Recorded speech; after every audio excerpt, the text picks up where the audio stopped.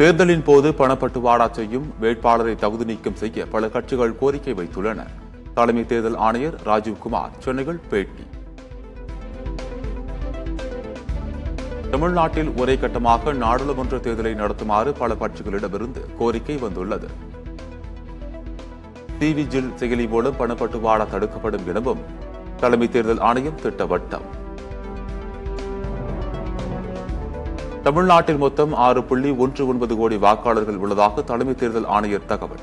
பதற்றம் நிறைந்த வாக்குச்சாவடிகளில் மத்திய பாதுகாப்பு படை வீரர்கள் நிறுத்தப்படுவார்கள் எனவும் தமிழ்நாட்டில் மொத்தம் 6.19 கோடி வாக்காளர்கள் உள்ளதாக தலைமை தேர்தல் ஆணையர் தகவல். பதற்றம் நிறைந்த வாக்குச்சாவடிகளில் மத்திய பாதுகாப்பு படை வீரர்கள் நிறுத்தப்படுவார்கள் எனவும் பேட்டி. ஆசிரியர் பணியிடங்களுக்கான நேரடி நியமனத்தை வயது வரம்பு தளர்த்தி அரசாணை வெளியீடு. ஆசிரியர் பணியில் சேர்வதற்கான வயது உச்ச வரம்பு பொது பிரிவினருக்கு 53 எனவும் இதர பிரிவினருக்கு 58 எனவும் நிர்ணயம். விளவங்கோடு காங்கிரஸ் எம்எல்ஏ விஜயதரணி பாஜகவில் இணைந்தார். மத்திய அமைச்சர் எல்முருகன் முன்னிலையில் பாஜகவில் சேர்ந்தார் விஜயதரணி.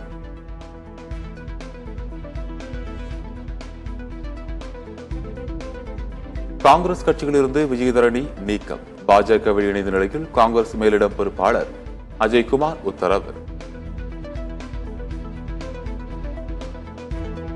விஜயதரணியால் கட்சிக்கும் எந்த பலனும் இல்லை, நாட்டுக்கும் எந்த பலனும் இல்லை.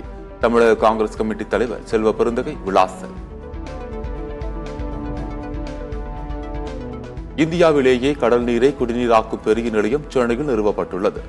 நெம்மேலி நிலையத்தை திறந்து வைத்து முதலமைச்சர் ஸ்டாலின் பெருமிதம்.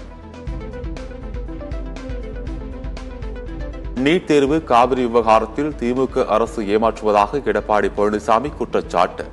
மாநில உரிமைகளை மீட்போம் என்ற விளக்கத்துடன் தேர்தல் பிரச்சாரம் என பேட்டி.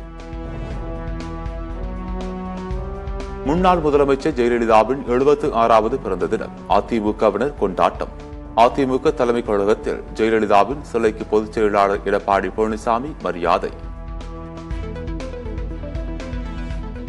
முன்னாள் முதலமைச்சர் ஜெயலலிதாவின் சிலைக்கு ஓ பன்னீர்செல்வம் மரியாதை. அன்னதானம், நிலத்திட்ட உதவிகளையும் வழங்கினார். மயிலாடுதுறையில் மெகா தூய்மை பணிகளை தொடக்கி வைத்த அம்மாவட்ட ஆட்சியர். தூய்மை பணியாளர்களோடு களத்தில் இறங்கி குப்பைகளை அகற்றியதற்கு பலரும் வரவேற்பு. வேலை வாய்ப்பில் இளைஞர்களுக்கு அநீதி இழைக்கப்படுவதாக பிரியங்கா காந்தி குற்றச்சாட்டு. உத்தரப்பிரதேசத்தில் போலீஸ் வேலைக்கான தேர்வில் முறைகேடு காரணமாக இளைஞர்கள் ஏமாற்றம். நாடாளுமன்ற தேர்தலில் காங்கிரஸ் ஆம் ஆத்மி கட்சிகளிடையே 5 மாநிலங்களில் தொகுதி பங்கீடு. டெல்லி, குஜராத், கோவா, ஹரியானா, சண்டிகர் மாநிலங்களில் போட்டியிட தொகுதிகள் பங்கீட்டில் உடன்பாடு. பெங்களூரு சென்னை விரைவு சாலை வரும் டிசம்பர் இறுதிக்குள் பயன்பாட்டிற்கு வரும். மத்திய சாலை போக்குவரத்து துறை அமைச்சர் நிதின் கட்கரி தகவல். பைஜூஸ் பயிற்சி மையத்தில் ரீஃபண்ட் தராததால் மாணவனின் குடும்பத்தினர் வினோத செயல். பைஜூஸ் அலுவலகத்தில் இருந்த டிவியை எடுத்துச் சென்றதால் பரபரப்பு. மகாராஷ்டிராவில் சாலையில் கவிழ்ந்த ஆயிலால் அடுத்தடுத்து விபத்தில் சிக்கிய வாகனங்கள். போக்குவரத்து பாதிப்பு. 3 ஆண்டுகளுக்கு மேல் ஒரே இடத்தில் பணியாற்றும் அதிகாரிகளை இடமாற்றம் செய்ய தேர்தல் ஆணையம் அறிவுறுத்தல். நாடாளுமன்ற தேர்தலை ஒட்டி இந்திய தேர்தல் ஆணையம் மாநில அரசுகளுக்கு சுற்றறிக்கை. போரின் வரலாறு புதினுடன் முடிந்து விடுவதில்லை என்பதை அவரிடம் யாராவது சொல்ல வேண்டும். உக்ரைன் வெளியுறவுத்துறை துணை அமைச்சர் ஐரினா உரோவிட்ஸ் கருத்து.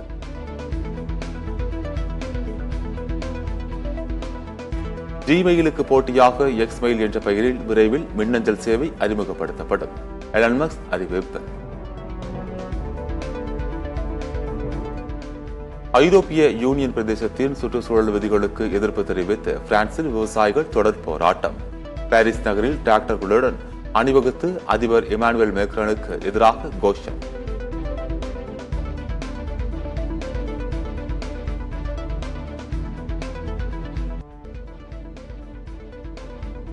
தனது மாற்றுத்திறனாளி ரசிகரை நேரில் சந்தித்து இன்ப அதிர்ச்சி கொடுத்த கிரிக்கெட் ஜாம்பவான் சச்சின் டெண்டுல்கர் தாடைக்கும் கழுத்துக்கும் இடையே கிரிக்கெட் பேட்டை இறுக்கமாக வைத்து பேட்டிங் செய்து காட்டினார்.